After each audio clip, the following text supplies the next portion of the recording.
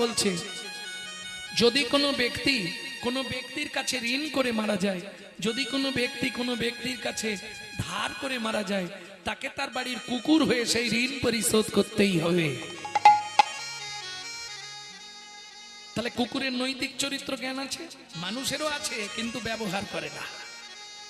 রাতে 12টার সময় বাড়ি ফিরবেন, দেখবেন ও ঠিক দরজার সামনে, নালে দূরেও যদি থাকে আপনি একবার খালি ওর জানা নামটা ধরে ডেকে দেবেন, লালু এদিকে আয়। ও বলতে পারবে না, আওয়াজ করবে, পা চাঁচবে, লেজ নাড়বে। চলুন সংলাপ কি বলছে শুনি, যেটা আপনারা ইউটিউবে শোনেন প্রত্যেকদিন একটু একটু, ওটা একসঙ্গে গোটা সংলাপটা বলে দিচ্ছি। পশু জাতি বুঝতে পারে, বলতে জানে না, মানব জাতি জেনে বুঝেও মেনে চলে না, মানব জাতি জেনে বুঝেও মেনে চলে না। ভদ্রবেশে ঘুরলে দেশে মানুষ বলে না, মানুষ বলবো যেদিন জাগবে জ্ঞানের চেতনা, মানুষ বলবো যেদিন জাগবে জ্ঞানের চেতনা। নিজের আশা ভুগে মরে নিজের কর্ম দোষে, বাবা মাকে তাড়িয়ে দিয়ে কুকুর কিনে পোষে, বাবা মাকে তাড়িয়ে দিয়ে কুকুর কিনে বসে। পৃথিবীতে এমন অনেক মানুষ আছে ভাই, মানুষের মতোই দেখতে মনুষ্যত্ব নাই, মানুষের মতোই দেখতে মনুষ্যত্ব না। মানুষ নয় মনুষ্যত্ব ছাড়া, হোক না যত জ্ঞান বুদ্ধি বিবেকেতে বাড়া, ধনে আর মানে বড় বড় সেই নয়, কৃষ্ণ প্রেম যার অন্তরে তারে মানুষ, কৃষ্ণ প্রেম যার অন্তরে তারে মানুষ কয়, প্রেম যার অন্তরে তারে মানুষ কয়, কৃষ্ণ প্রেম যার অন্তরে তারে মানুষ কয়। বুঝে নেওয়া গেল ভক্তমন্ডলী, ভক্তিমতী মায়েরা। তাহলে ধন্য ধন্য কলিযুগ, দুইবার ধন্য কেন? এইবার চলুন পদাবলিতে ফিরে যাই। ধন্য ধন্য দুইবার ধন্য কেন? বলে শোনো ভাই, ধন্য কলিযুগ ধন্য, আর ধন্য কলিযুগের মানুষগুলো ধন্য কেন জানো? যে যুগে আমার শ্রীকৃষ্ণ চৈতন্য অবতীর্ণ। তাই গৌর হরি বল। সবগুলোকে বললো অবতার, সবাইকে অবতার, আর মহাপ্রভুর ক্ষেত্রে বললে অবতীর্ণ, মানে সমাজ করুন, সন্ধি বিচ্ছেদ করে নিন, অবোধ যুক্ত উত্তীর্ণ। অবোধ মানে যার বোধ বুদ্ধি নাই, মূর্খ সূর্খ মানুষ, তাদেরকেও ভবপারে পৌঁছে দেওয়ার একমাত্র দয়ার নিধি আমার চৈতন্য মহাপ্রভু। কি দিচ্ছে আজকে? নাম চিন্তা মনিরস মহা ঔষধি সনে গো, নব চিন্তা মনিরস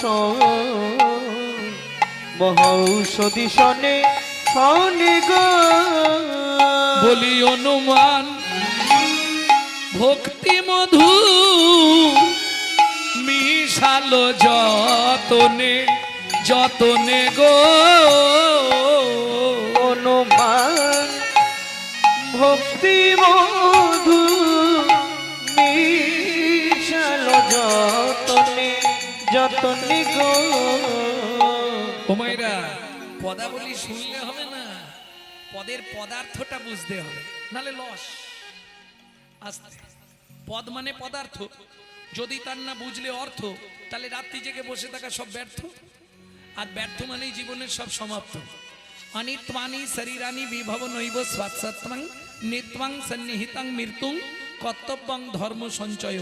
কে কবে মরিব তাহা কারো নাহি জানা, এক বিন্দু জীবনের ব্যর্থ কাটিও না।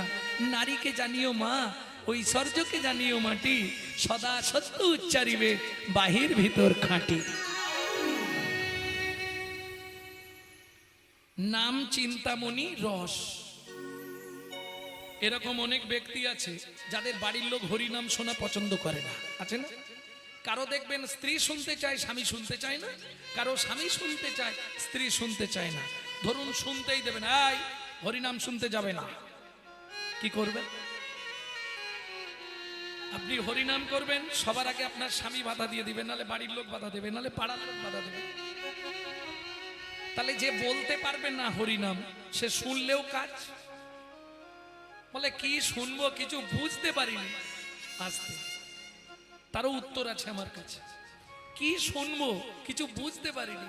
চৈতন্য চরিতামৃতে কৃষ্ণদাস লিখছে, বুঝে বা না বুঝে কেহ, শুনিতে শুনিতে সেহ, তারই হয় চৈতন্য উদয়। তুমি যদি বুঝতে না পারো, শুনেও যাও। বলে দেখো ভাই, আমি বলতেও পারবো না, শুনতেও পারবো না, তাতেও কাজ হবে, তাতেও উপায় আছে। বলে হ্যাঁ, মত কথা বাচতাং নিত্যং মত কথা শ্রবণে রতং, মত কথা বাচতাং নিত্যং মত কথা শ্রবণে রতং, মত কথা প্রীত মনস্বাং। যারা নিত্য নিত্য আমার কথা বাক্যের দ্বারা বর্ণনা করে, তারা আমার একান্ত প্রিয়, তাদের মৃত্যুর পর গোলক বৈকুণ্ঠ ধাম প্রাপ্তি হয়। অর্জুন বললে সখা, এমন বহু জীব আছে যারা বলতে পারবে না। ভগবান বললেন মত কথা শ্রবণে রতং, তারা যদি নিত্য নিত্য শ্রবণ করে, এতেও তারা গোলকে স্থায়ী পাবে। অর্জুন বললে ও সখা, বলতেও পারবে না, শুনতেও পারবে না, তার কি হবে?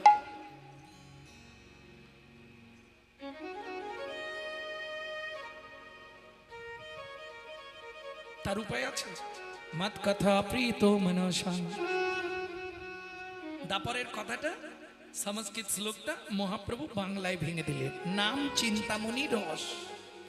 বলতে না পারো, শুনতে না পারো, মনে মনে চিন্তা করলেই কৃষ্ণ তোমার বশ। হরিনাম চিন্তামণি রস, যদি মনে মনে চিন্তা করতে পারো, তাহলে কৃষ্ণ তোমার বশ। কিছুদিন মনে মনে। ললিতা ও বিশাখা, আমাকে তো আর বাড়ি থেকে বেরোতে দিচ্ছে না, কি করব? ওরাই, চিন্তা করিস নি। রাধারানীকে শিক্ষা দিচ্ছে, ললিতা আমরা আছি তো। কিছুদিন মনে মনে, কিছুদিন মনে মনে ঘরের কোণে, শ্যাম প্রীতি রাগ গোপনে। যখন মনে পড়বে তখন কি করব? শ্যামকে যখন পড়বে মনে, ওরাই চাইবে কালো মেঘের প্রাণী। কিন্তু আমার যে চোখে জল এসে যায়, চিন্তা নেই, ঘরে বসে কাঁদবি সদাই, ঘরে বসে কাঁদবি সদা। ও রাধে ভিজে কাট দিয়ে উনানে, কিছুদিন মনে মনে। আস্তে গাইব না, মনে থাকবে তো? একটু দেরি, গৌরচন্দ্রিকাটা শেষ করে। তাহলে নাম চিন্তামণি রস মহা ঔষধি সনে, অনুমান ভক্তি মধু মিশালো যতনে। এই নাগরী, এবার বলি, দাতা শির মণি গোরা বিশ্বম্ভর রায়। দাতা শিরোমণি গোরা বিশ্বম্ভর রায়। ও মায়েরা, একটু এদিকে ধ্যান দিন। এই যে তালটি খুব ছোট তাল, কিন্তু কীর্তনের একটি প্রসিদ্ধ তাল, ছোট দটুকি। দাতা শির মণি গোরা বিশ্বম্ভর রায়। দাতা শিরোমণি গোরা বিশ্বম্ভর রায়। বলো জড় অন্ধ অতুর অবধি সবারে বিলায়। ওগো জড় অন্ধ অতুর অবধি সবার বিলায়। বলি বিলালো বিলালো, বলি বিলালো বিলালো। ওগো গোলকের প্রেম ধান বিলালো বিলালো। এই গোলকের প্রেম ধান বিলালো বিলালো। ও গৌর, তুমি তাহলে প্রেম ধন বিতরণ করছো? বলে হ্যাঁ। তাহলে দাও। বলে আমি খুচরো দিই না, পাইকারে পাইকারি পাইকারে পাইকারি পাইকারে। পাইকারি নাম দেব পাইকারে, নাম দেব পাইকারি। নাম দেব পাই। না না, পাইকারি মানে বোঝেন তো? ওখানে কিন্তু ওই 1 কেজি 2 কেজি পাওয়া যাবে না, যা নিতে হবে 1 পাল্লা। এটা একটা ব্যাপার, পাইকার। আর একটা হচ্ছে পাইকারে, পাইকারি নাম দেব পাইকারে, নাম দেব পাইকারি। পাইকারে। পাইকারি বুঝে নিলেন? আরে কেন আমরা যে এসেছি, বলে এইভাবে তো আমি দেবো না। কোথায় দেবে? দোকানে দোকানে দোকানে, দোকানে দোকানে দোকানে, পাইকারে দেব দোকানে, পাইকারে দেব দোকানে, আমি পাইকারে দেব দোকানে, পাইকারে দেব দোকানে, পাইকারে দেব দোকানে। পাইকারে দেব দোকানে, দোকানে দোকানে দোকানে। দাতা শিরোমণি গোরা বিশ্বম্ভর রায়, বিশ্বম্ভর রায়, দাতার শিরোমণি। ও মাইরা, শিরোমণি মানে সবার ওপরে। তাহলে সত্য যুগে বড় দাতা কে ছিল? এই রে, সত্য যুগের বড় দাতা। দু লাইন গাইব, গাইলে বুঝে যাবে।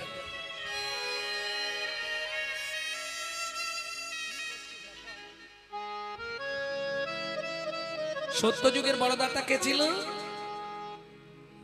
ধরিয়া বামন রূপ, তুমি ভুলাইলে বলি তিন পদভূমি চেয়ে দাও, ধন্য ধন্য হে ভগবান। ও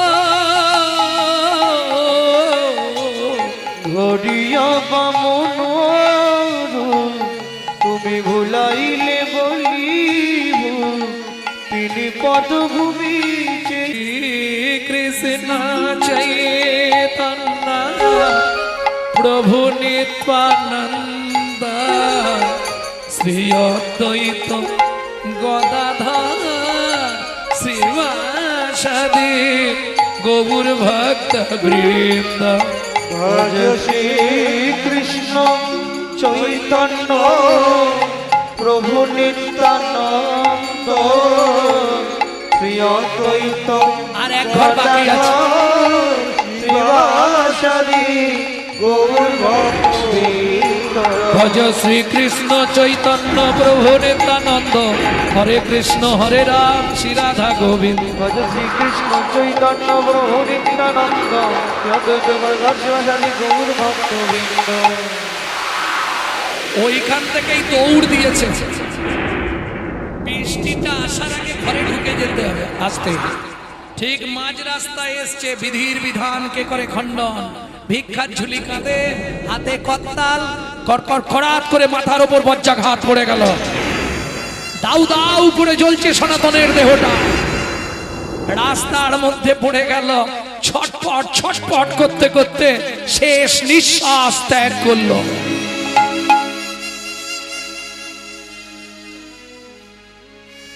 দূর থেকে পাড়ার লোকেরা দেখতে পেয়েছে, ওরে ভাই হাই দেখ দেখ দেখ দেখ, সনাতনের দেহতে আগুন ধরে গেল, বজ্রাঘাত পড়ে গেছে রে। বৃষ্টি থামলো, পাড়ার লোকেরা ছুটে এলো, কিন্তু ততক্ষণে সব শেষ।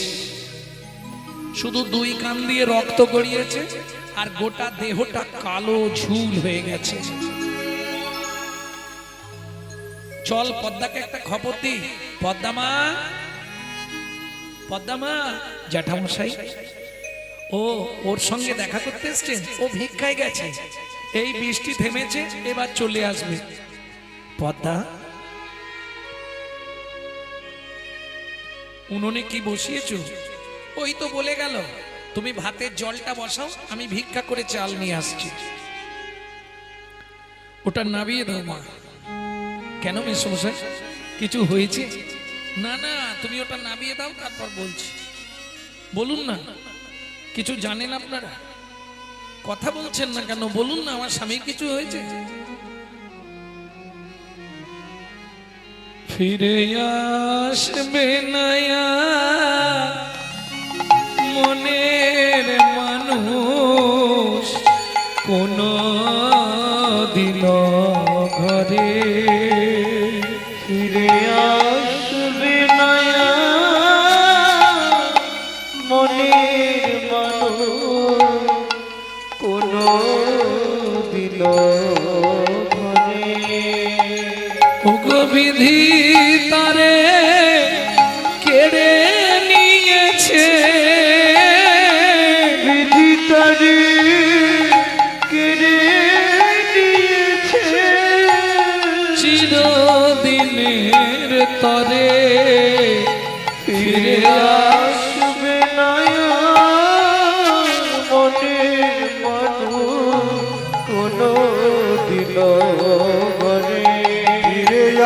বসে নয়ন মনের মানুষ কোনো দিনও ঘরে। কি বলছেন আমাকে খুলে বলুন না পদ্মা। সনাতন ভিক্ষায় গেছিল, ভিক্ষা করে ফিরে আসছিল, পথমধ্যে মাথায় বজ্রাঘাত করে মারা গেছে। ঊর্ধ্বশ্বাসে ছুটলেন পদ্মাবতী, ওই স্বামীর মৃতদেহের উপর আষাঢ় খেয়ে পড়ে গেল। ওগো স্বামী গো,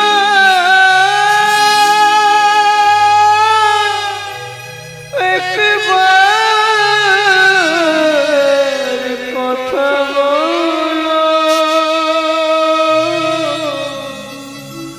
একবার ফিরে যাও।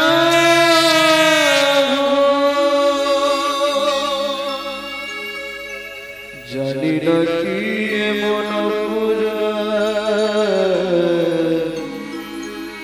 আমি করেছি, জানি না এতদিন ধরে তোমার চরণে তুলসী চন্দন দিয়ে তার এই প্রতিভা সাজা দিলে বলি গো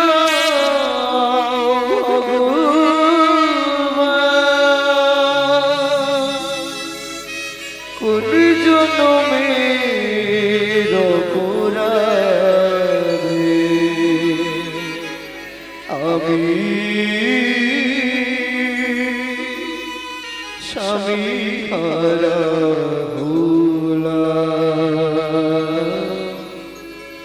এই কি তোমার উপকার বলো, এই কি তোমার বিচার।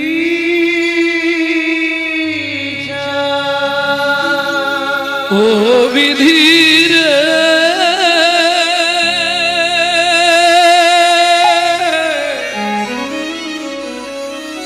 ও বিধির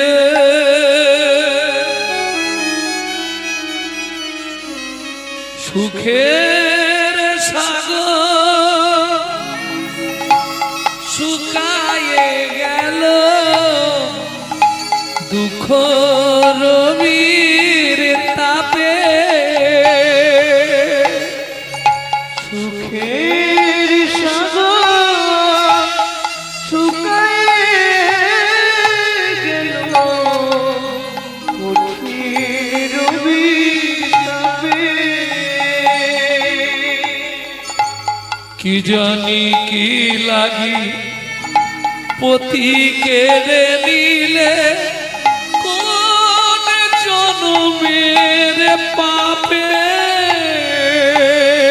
কি জানি কি লাগি স্বামীকে নিলে, কোন জনমের পাপে। সুখের সাগর শুকায়ে গেল, প্রখর রবির তাপে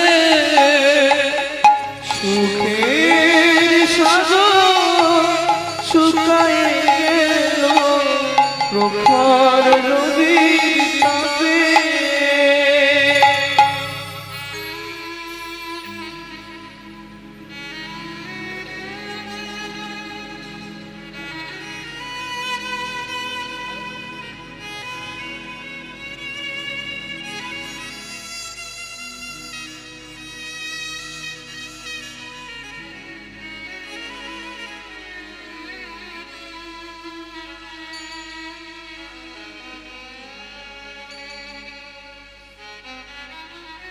কাঁদলে কি হবে মা?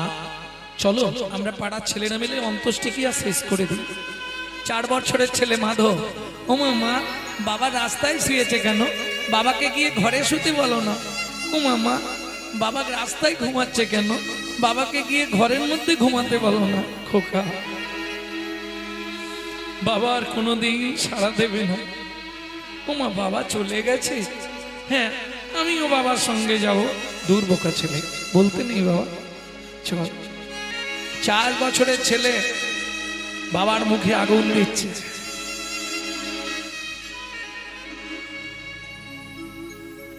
ওজন দাঁড়ির পাল্লা দুটো সমান হলো কি, হায় বিধাতা তোমার এমন বিচার দেখি।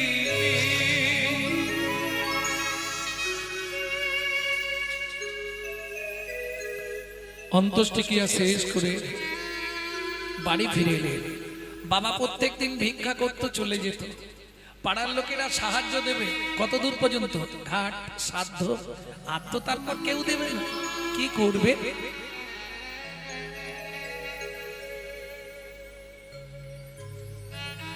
ভক্তমণ্ডলী, ভক্তিমতী মায়েরা, দুঃখিনী মা পদ্মাবতী 4.5 বছর বয়সে ছোট্ট মাধুকে বাড়িতে চাবি দিয়ে রেখে লোকের বাড়ি কাজ করতে যায়। তখনকার দিনের মাইনে ছিল 2টো করে হাতে গড়া আটার রুটি, একটা করে জল দিয়ে ভিজিয়ে বাচ্চাটাকে খাওয়াতো, একটা করে নিজে খেত। তাও ভগবানের সহ্য হলো না।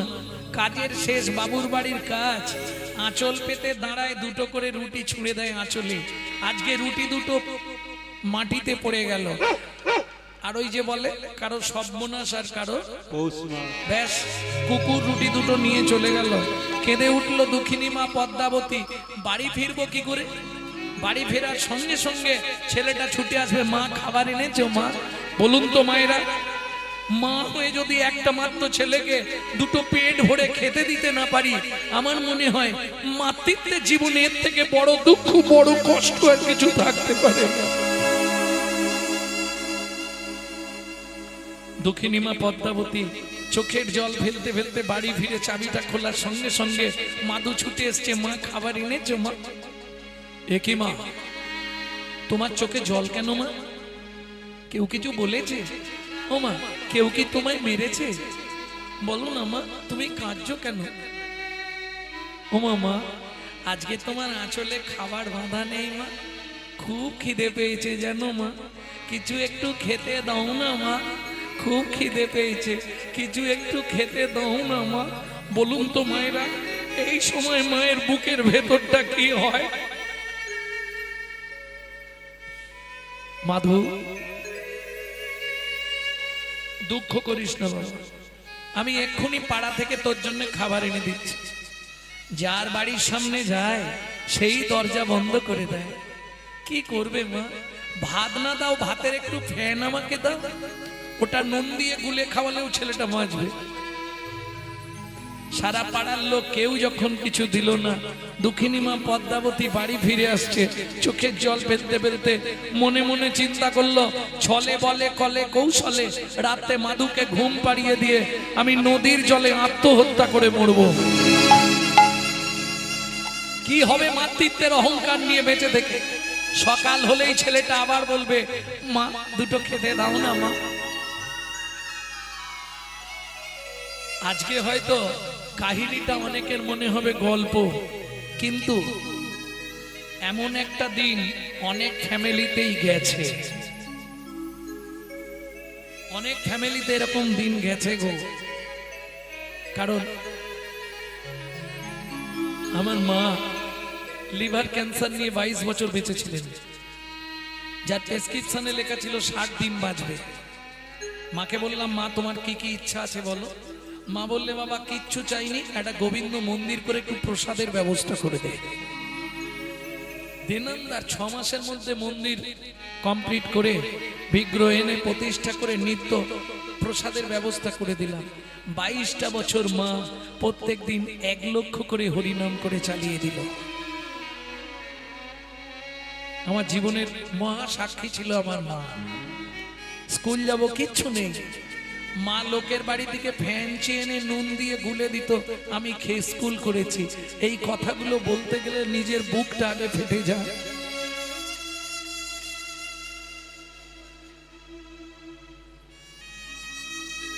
আজকে হয়তো সাধুগুরু বৈষ্ণবের কৃপায়, আমার গুরুদেবের অত্যন্ত করুণায় একটা জায়গায় পৌঁছে গেছি। কারণ আমার জীবনের কোথাও বাকি নেই, হয়ে গেল। মুম্বাই, দিল্লি, বাংলাদেশ সবই হয়ে গেছে প্রায়। ভক্তমণ্ডলী, ভক্তিমতী মায়েরা, দক্ষিণী মা পদ্মাবতী যখন কোথাও খাবার পেল না কি করবে, ফিরে আসার সঙ্গে সঙ্গে মাধু ছুটে এসছে, মা কেউ খাবার দেয়নি, মা কেউ দেয়নি, শুধু খাই আর খাই, মরতে পারিস না। আয় বাবা আমার কোলে আয়। ও মাধু, রাতটুকু জল খেয়ে চালিয়ে দে, সকালবেলা অনেক খাবার পাবি। কেন? মা জানে আমি বেঁচে থাকতে কেউ ওকে খাবার দেবে না, কাল সকালে পাড়ার লোকেরা যখন শুনবে ছেলেটার মা মরে গেছে, সবাই খাবার দেবে। খিদের জ্বালায় মায়ের কোলে থাকতে থাকতে মাধু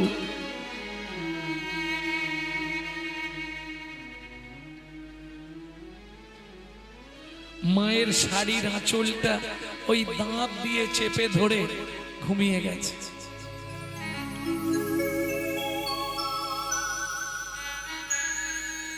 ঘুমিয়ে পড়েছে। দক্ষিণী মা পদ্মাবতী মাধুকে বিছানার উপর শুইয়ে দিয়ে ভগবানের উদ্দেশ্যে বলছে, হে ভগবান, শাস্তে বলে জীব দিয়েছেন যিনি, আহার দেবেন তিনি। ঠাকুর গো, প্রাণের মাধুকে আমি তোমার চরণে দিয়ে যাচ্ছি ঠাকুর, তুমি ওকে দেখো, তুমি ছাড়াও এই পৃথিবীতে আর কেউ নেই। মাধু, আবার যদি তোর মনুষ্যকুলে জন্ম হয়, ভগবানকে বলবি মাধু যেন আমার মতো এমন দুঃখিনী অভাগী মায়ের গর্ভে তোর জন্ম না দেয় বাবা।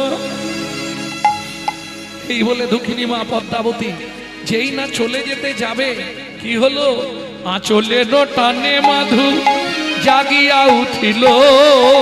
আঁচলের টানে মাধু, ও গো মা গো,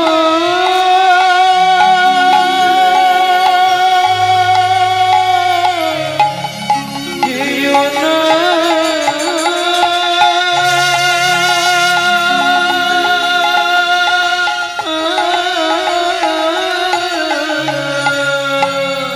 আঁচলের টানে মাধু জাগিয়া উঠিল, আঁচলের টানে মাধু জাগিয়া উঠিল।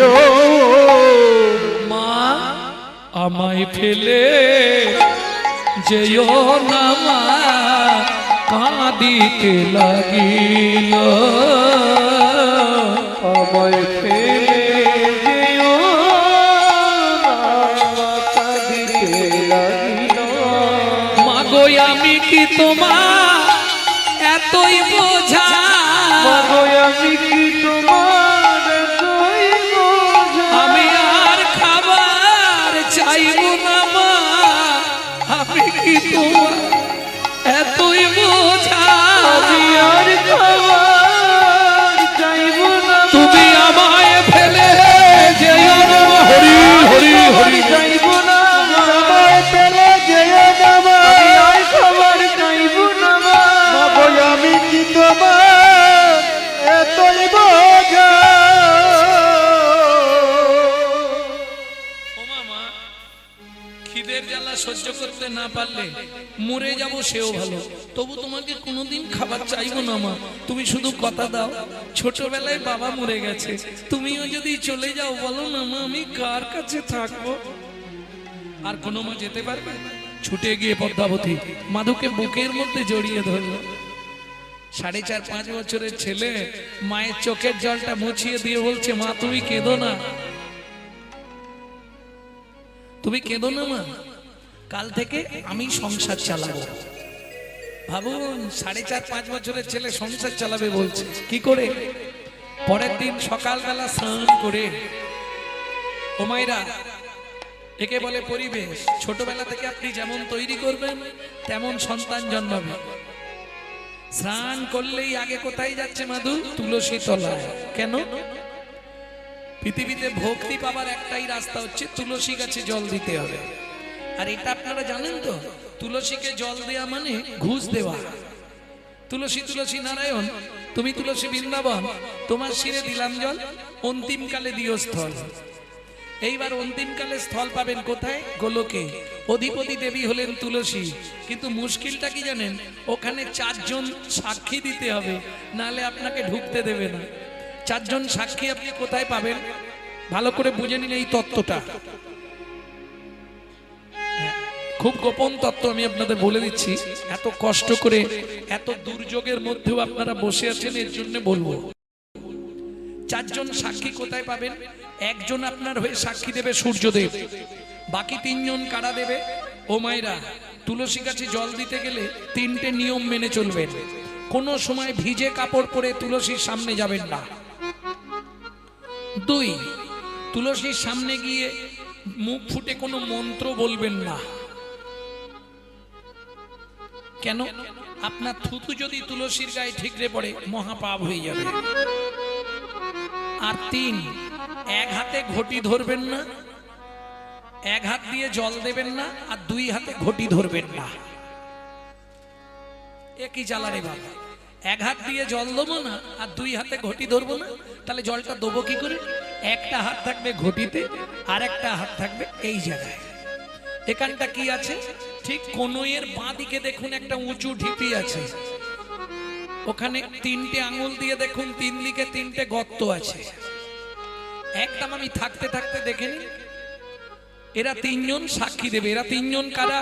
ওপরে যমুনা নিচে সরস্বতী, ওপরে যমুনা নিচে সরস্বতী, পাশেতে গঙ্গা বয়, পাশেতে গঙ্গা কোন শুভ কাজ করিবার কালে, কোন শুভ কাজ করিবার কালে ত্রিবেণী সাক্ষী রয়, ত্রিবেণী সাক্ষী তোমরা 3 জনেতেই সাক্ষী রইলে।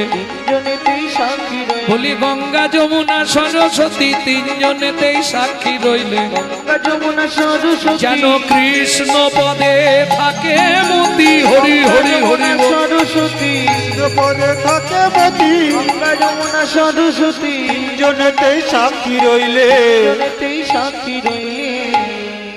তাহলে বুঝে নেওয়া হলো। চলুন তুলসীকে জল দিয়ে এইবার গোবিন্দকে প্রণাম করে বলে যাচ্ছে, তুমি যদি দাও তাহলে জুটবে, আর না দিলে জুটবে না। মায়ের হাতে একটা আগেকার দিনে সাদা সাদা কলাইয়ের জামবাটি ছিল, ওই একটা বাটি ধরিয়ে দিয়েছে, মায়ের হাতটা ধরেছে, রাস্তায় রাস্তায় ভিক্ষা করছে ওই 4.5-5 বছরের ছেলে। চোখের জলে বুক ভেসে যায়, মুখের দিকে চাও, একটি পয়সা দাও ও বাবু গো, একটি পয়সা দাও। চোখের জলে মুখ ভেসে যায়, মুখের দিকে চায়,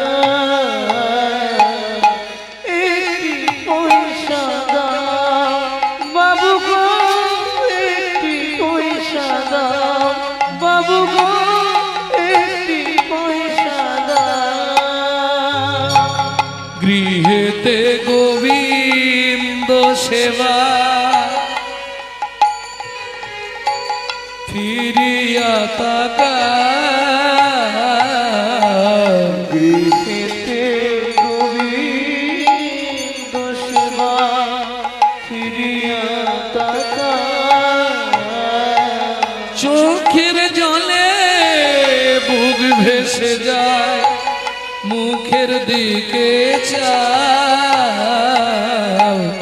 একটি পয়সা দাও বাবু গো, একটি পয়সা দাও বাবু গো, একটি পয়সা দাও। ও মাইরা, যে বাজার করে নিয়ে যাচ্ছিল, যে বাজার করে নিয়ে যাচ্ছিল, সে ব্যাগ শুদ্ধ বাজার দিয়ে চলে গেল। যে 1 বস্তা চাল নিয়ে যাচ্ছিল, সে 1 বস্তা চালই দিয়ে চলে গেল। এত ভিক্ষা পেয়েছে, এখন 6 মাস আর ভিক্ষাই করতে হবে না। একেই বলে কৃপা। ভক্তমণ্ডলী, ভক্তিমতী মায়েরা, কৃপা হয়ে গেল। দিন যায়, মাস যায়, বছর যায়, কতদিন গেল। প্রত্যেকটা জিনিসের সাইড এফেক্ট আছে, যাকে বাংলায় বলা হয় পার্শ্ব প্রতিক্রিয়া। যেমন দেখবেন, খুব ছোটবেলা থেকে যেসব ভাইরা স্মোক করে, বিড়ি টিড়ি খায়, দেখবেন বুড়ো বয়সে গিয়ে ওদের একটা নিদেনের কাশি শুরু হবে, ওই কাশিতেই শেষ হয়ে যাবে।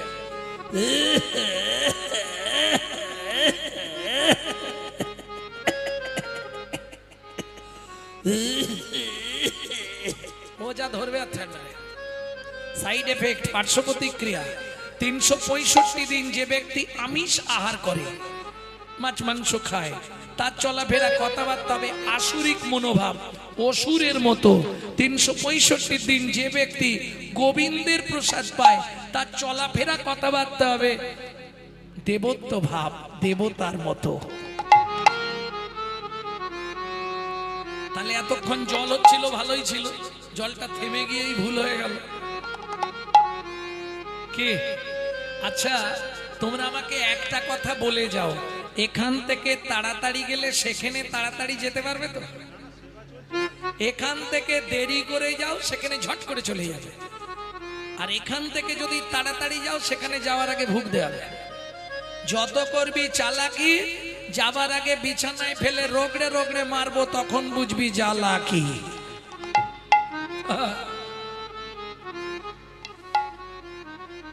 ভক্তমন্ডলী, ভক্তিমতী মায়েরা, কতদিন গেল এইভাবে নিত্য মা ছেলে প্রসাদ পায়। প্রসাদের গুণমহিমা দেখুন। দেখিতে দেখিতে মাধু 12 বৎসর হইল, দেখিতে দেখিতে মধুর 12 বৎসর হইল। একাকী বিরলে বসি চিন্তা যে করিল, একাকী বিরলে বসি চিন্তা যে করিল। মা, ও মা, সত্যি কথা বলো তো মা, কি এ পৃথিবীতে আমার আপনজন কে? মাধু, পৃথিবীতে একজন আপনজন আছে, ঈশ্বর পরমং কৃষ্ণ, ঈশ্বর পরমং কৃষ্ণ, সচিদানন্দ বিগ্রহ, সচিদানন্দ বিগ্রহ, অনাদির আদি গোবিন্দম, অনাদি আদি গোবিন্দ, সর্বকারণে কারণা, সর্বকারণে কারণা। সে কে মা? নীলাচলে নীল মাধব, জয় জগন্নাথ। কিরে মাধু, আমাকে প্রণাম করলি কেন? ভূমে গরিয়সী মাতা, স্বর্গাদ উচ্চতর পিতা, জননী জন্মভূমিশ্চ স্বর্গাদপি গরিয়সী। আমি আসছি মা। কোথায় যাবি? ওই যে তুমি বললে আমার একমাত্র আপনজন জগন্নাথ। মায়ের চরণে প্রণাম করে 12 বছর বয়স মাধু চলল জগন্নাথে। ভক্তমন্ডলী, ভক্তিমতী মায়েরা, এবার যে গানটি আপনাদের শোনাবো, এটা আমার দাদুর লেখা। শশীভূষণ চক্রবর্তী গাইতেন, তারপরে গাইতেন দাদুর বাবা মাধব চক্রবর্তী, তারপরে গাইতেন দাদু যতীন্দ্রনাথ চক্রবর্তী, তারপরে গাইতেন বাবা কালীপদ চক্রবর্তী। এখন গাইছি আমি গৌরাঙ্গ সুন্দর চক্রবর্তী। সবাই আশীর্বাদের হাত মাথায় রাখবেন। আমার পরবর্তী জেনারেশন তৈরি হচ্ছে, আমারই পিছনে একমাত্র সম্পদ গৌরব কৃষ্ণ চক্রবর্তী। নিতাই গৌর হরি বল। সেই গানটি আপনাদের শোনাবো। আরে কত দূর বলো হে ঠাকুর, তোমার মধুর শান্তি ধাম। আর কত দূর বলো হে ঠাকুর, তোমার মধুর শান্তি ধাম। এ দুর্গম পথে চলিতে চলিতে, দুর্গম পথে চলিতে চলিতে, অবসান মন দেহ প্রাণ, তোমার মধু শান্তি ধাম। আর কত দূর বলো হে ঠাকুর, তোমার মধুর শান্তি ধাম। আর কত দূর বলো হে ঠাকুর, তোমার মধুর শান্তি ধাম। আপন বলিতে ভবে ছিল যারা, দাগা দিয়ে বুকে চলে গেল তারা। আপন বলিতে ভবেছিল যারা, দাদা দিয়ে বুকে চলে গেল তারা। আপন বলিতে ভবে ছিল যারা, দাগা দিয়ে বুকে চলে গেল তারা। আপন বলিতে ভবেছিল যারা, দাগা দিয়ে বুকে চলে গেল তারা। জরা ব্যাধিগ্রস্ত হয়ে বুদ্ধিহারা, জরা ব্যাধিগ্রস্ত হয়ে বুদ্ধিহারা। এ পথে চলার তো নাই বিরা, আর কত দূর বলো হে ঠাকুর আমার মধুর শান্তি দাও। আর কত দূর বলো হে ঠাকুর তোমার মধুর শান্তি দাও। এসে বসলেন কোথায়? পুরীর 2.5 কিলোমিটার আগে পিপুল বৃক্ষের তলায়। একদিন দুদিন নয়, 7 দিন 7 রাত অনাহারে অনিদ্রায় ভজন করছে। 7 দিনের দিন গভীর রাত্রিতে জগন্নাথ নিজ ঘরণী লক্ষ্মীকে ডেকে বললেন, লক্ষ্মী দয়াময়, আমাকে নিবেদিত 11 ভরি সোনার থালার ভোগ প্রসাদ মাথায় করে নিয়ে যাও। আমার এক ভক্ত ভজন করছে, আজ 7 দিন হয়ে গেল অনাহারে অনিদ্রায়। ভক্তের সেবা করিয়ে এসো, আগামীকাল একাদশী। ভক্তের সেবা যদি না হয় ভক্ত খুব কষ্ট পাবে। এদিকে মাধু দাস ভজন করছে, ওদিকে গভীর রাত্রিতে মা লক্ষ্মী জগন্নাথের নিবেদিত 11 ভরি সোনার থালার ভোগ প্রসাদ মাথায় করে নিয়ে আসছে। মন ও মন বল, মন বল, হরি মুরারি মুকুন্দ সে যে জগদানন্দ।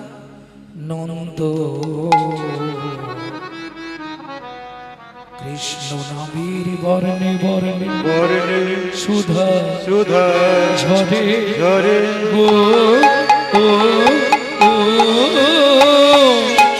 হরি মুরারি মুকুন্দ জগদানন্দ।